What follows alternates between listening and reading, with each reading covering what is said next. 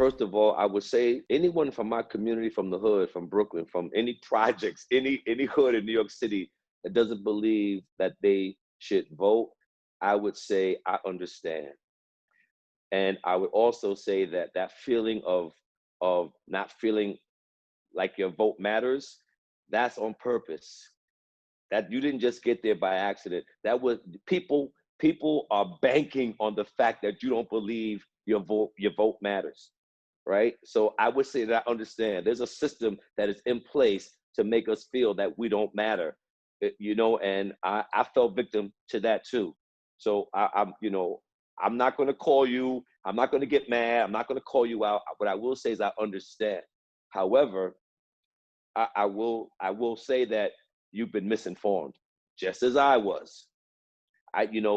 People. I didn't believe that The Wire, Boardwalk Empire. I was on television, and when it came down to my using my voice or my platform, I didn't think that I mattered.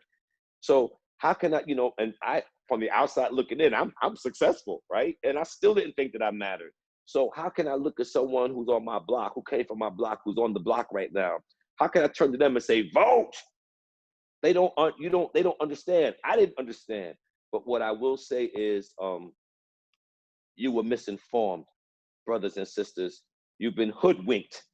You've been okey doked. It's not true. If our vote didn't matter, they wouldn't be trying to steal it from us.